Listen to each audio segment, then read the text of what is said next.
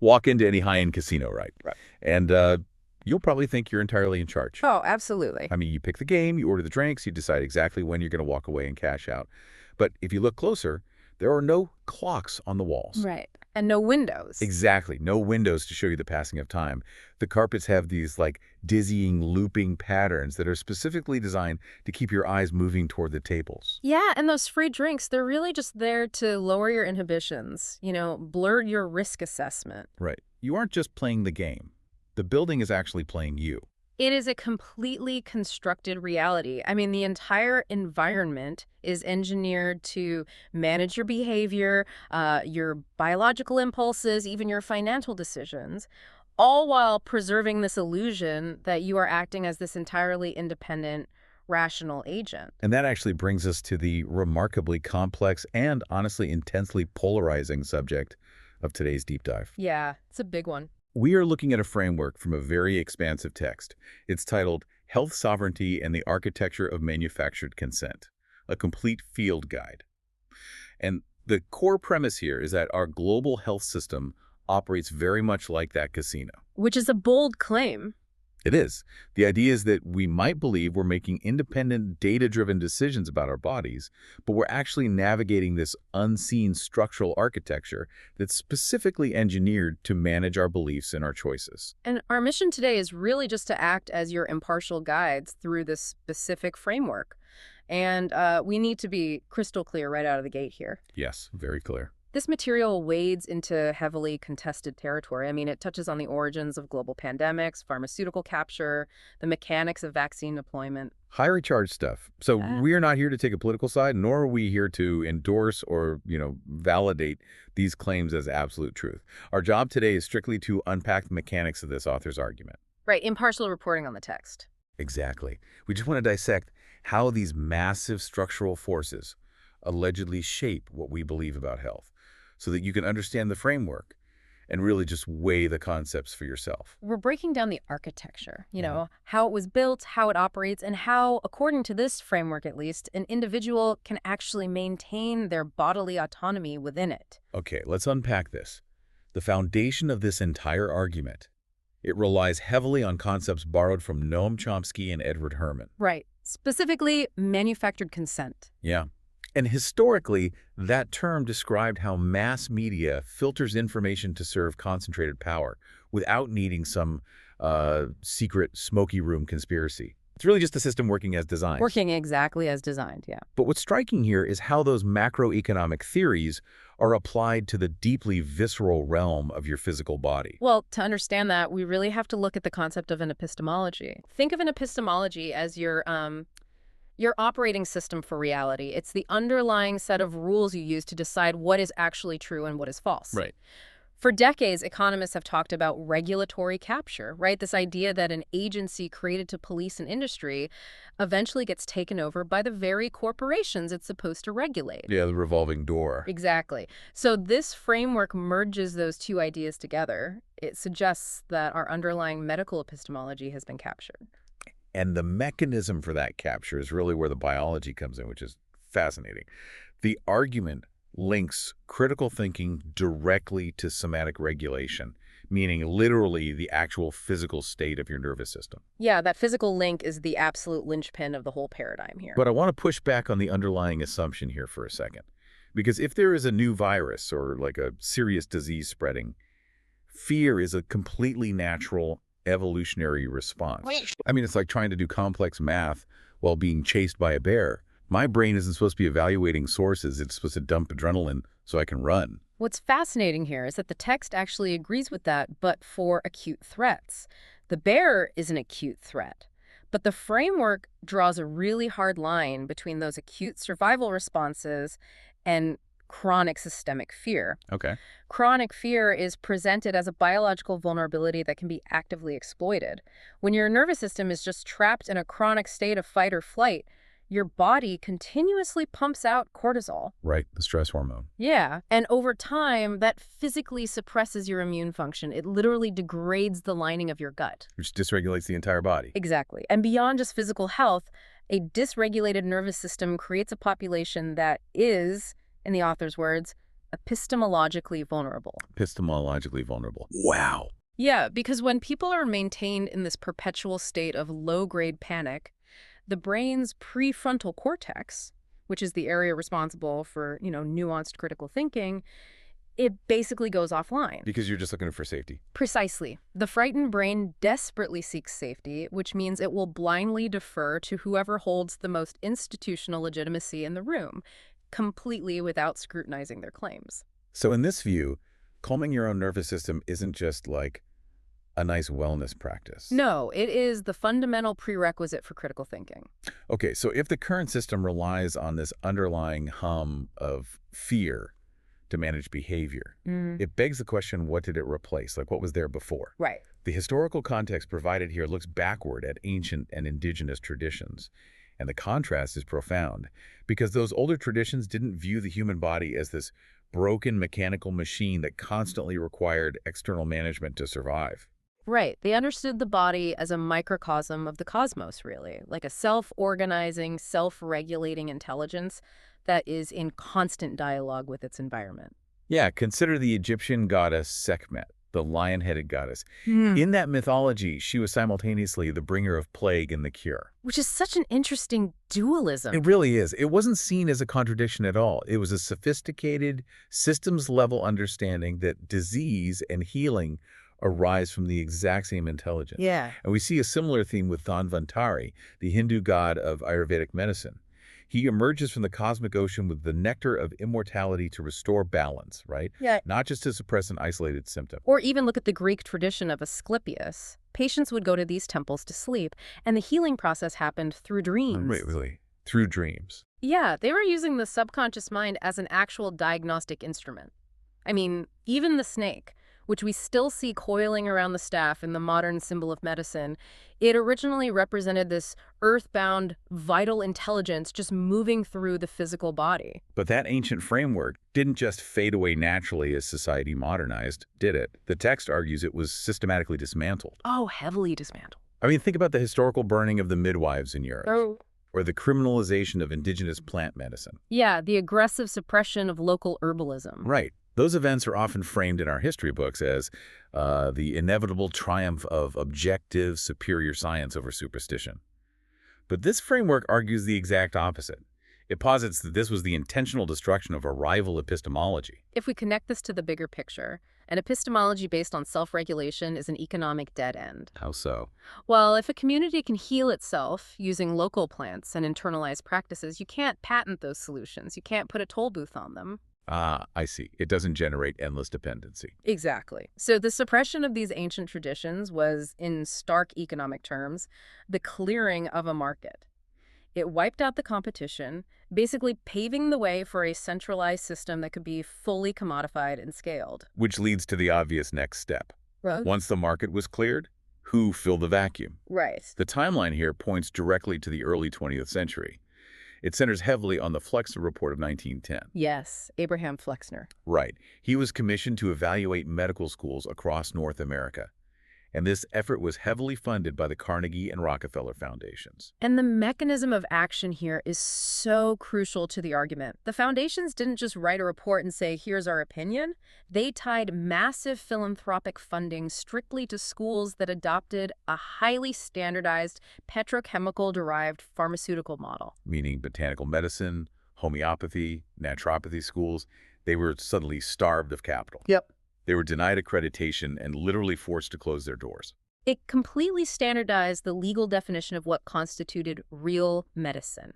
And that historical foundation really sets up the text's modern critique of billionaire philanthropy today. Right. Because you have this extraordinary private wealth, often generated through industries that cause environmental or social disruption, and it's routed through tax-exempt foundations. Then those foundations become the primary lifeblood of global health organizations like the World Health Organization. And the Bill and Melinda Gates Foundation is the primary case study used here. Mostly because of its sheer unprecedented scale. Exactly. They are a massive funder of the WHO, but simultaneously, they hold heavy investments in pharmaceutical companies and agricultural biotech, the exact industries producing the vaccines and genetically modified organisms that the foundation publicly advocates for. They also provide significant funding to media organizations that cover global health news. The text argues this creates a structural disincentive for those outlets to conduct really aggressive, critical reporting on the Foundation's initiatives. So let me jump in and clarify the argument here, because this is where it gets touchy. Is the implication that this philanthropy is purely malicious? Like, is there a group of cartoon villains actively trying to make people sick? No, no. The framework makes a very careful distinction on that front. It isn't necessarily arguing that the individuals involved harbor malicious intent. Okay, that's an important distinction. Very important. The problem identified is entirely structural. When you have this massive concentration of private influence over global health agendas, and it's operating without democratic oversight or accountability to an electorate, you inevitably produce what the author terms directed science. Directed science. Yeah. So it's science that has a predetermined destination. Precisely. And the tactics used to ensure the market reaches that destination are laid out in detail. Like we already touched on regulatory capture. Right, the revolving door between the FDA and Big Pharma. Yeah. Senior officials leaving the agency to take lucrative board seats at pharmaceutical companies and vice versa. That revolving door guarantees the regulatory agency remains epistemologically aligned with the industry it's supposed to be policing. Makes sense. Then you have trial manipulation and publication bias. Oh, this part was wild. Yeah, they cite former editors of major medical journals like Peter Goethe and Marcia Angel. They show how trials funded by pharmaceutical companies consistently yield favorable results, while negative results are just systematically buried or left unpublished. So the data pool itself just becomes skewed from the start. Exactly. Then there's what the text calls disease mongering, Right. which is the practice of expanding diagnostic boundaries to basically create new markets.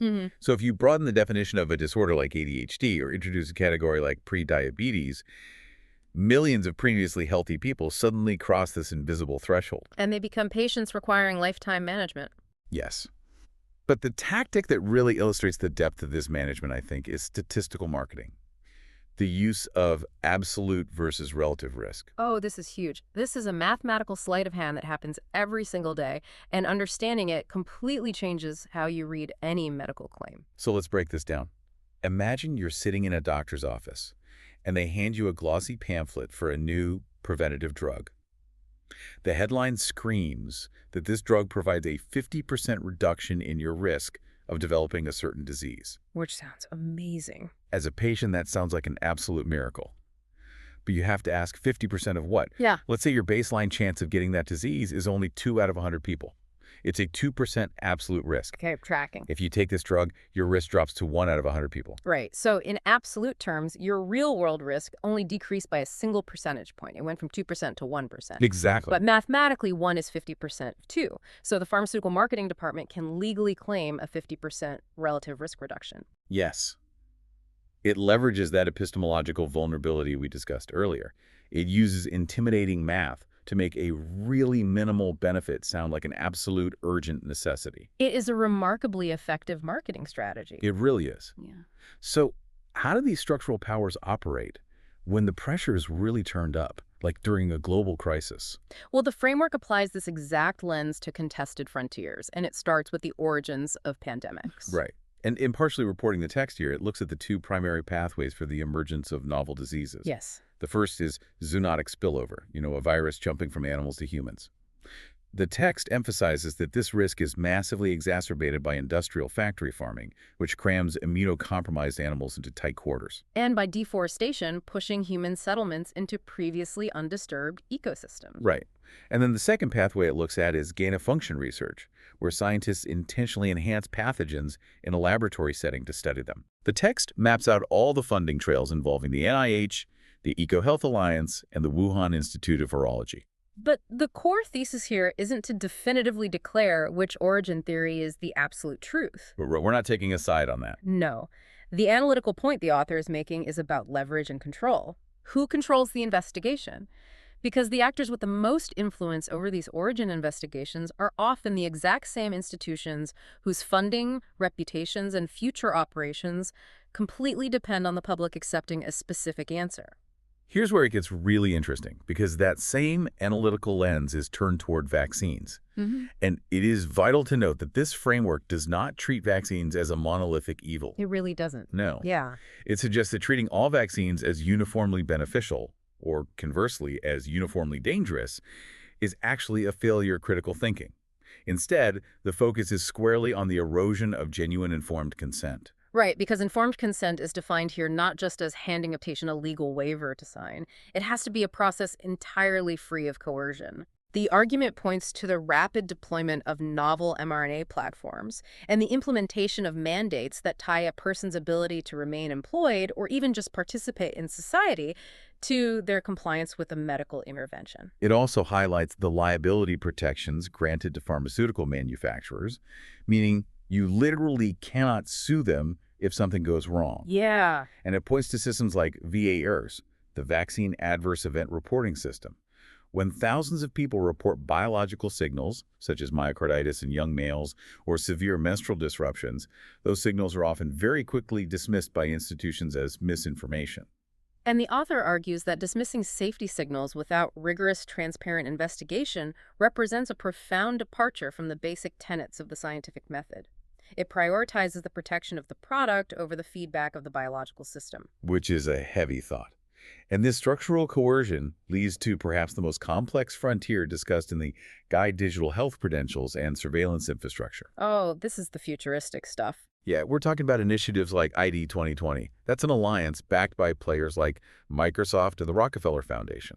And the mechanism here is what makes it so unprecedented. I mean, this isn't just an app on your phone that shows your vaccine record. Oh.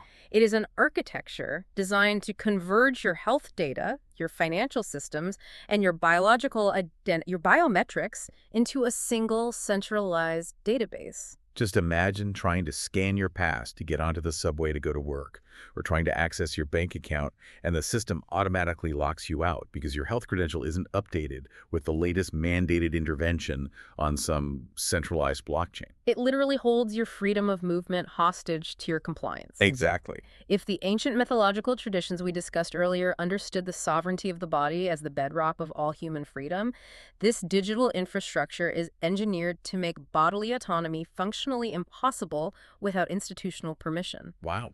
It is the ultimate manifestation of that casino environment we talked about at the start, managing every single variable of your existence. Okay, so we have just walked through a vast, intricate architecture of external control. It's heavy. Very heavy. Honestly, just thinking about it is enough to make your cortisol spike, which we know is exactly what makes us vulnerable. Right, it feeds the system. But the framework pivots beautifully here, because if the system's primary mechanism of attack is generating chronic fear to force compliance, then the ultimate defense cannot simply be arguing about data on the internet. No, it can't. The defense must come from within the body itself. And this is defined in the text as somatic sovereignty. Somatic sovereignty. Yeah. The most durable protection a person has against manufactured consent is internal somatic regulation. It's the practiced ability to consciously shift your nervous system out of sympathetic dominance, that chronic fight, flight, or freeze state, and anchor it into parasympathetic rest and repair. And the practical steps recommended for achieving this are actually incredibly grounding. They completely bypass the industrial medical complex, relying on ancient, free, self-directed mechanics. Let's hear them. First is slow diaphragmatic breathing. The autonomic nervous system is literally the only involuntary system in the body that we can consciously override. Right. When you breathe slowly and deeply from the diaphragm, you mechanically stimulate the vagus nerve. That physical action forces the brain to shut down the stress response, which immediately begins restoring your immune function and your cognitive clarity. It's basically a biological override switch. Exactly. And the framework also emphasizes spontaneous movement. Animals in the wild naturally discharge trauma and physiological stress by physically shaking it out. Like a dog shaking off after a stressful encounter. Yes. Humans can do the exact same thing through dancing, trembling, or simply just walking outside. Then there's sleep. Oh, sleep is huge. Prioritizing deep sleep is framed almost as an act of political resistance here. Sleep is the primary window when your immune system does its deep restorative work, unburdened by the stress of waking life. That makes total sense. It also points to building genuine plant relationships. And this doesn't mean just swallowing a synthetic, isolated supplement from a plastic bottle. It means interacting with living plants, growing them, using whole herbs. Because human biology has co-evolved with plant intelligence over millions of years in ways that isolated chemistry just cannot replicate. And finally, real life, physical community, biological co-regulation. Yes, being in the physical presence of other human beings provides a soothing regulation to our nervous systems that digital interactions simply cannot mimic. Right. Chronic isolation is presented as a physiologically harmful state that basically makes populations easier to manage. Exactly.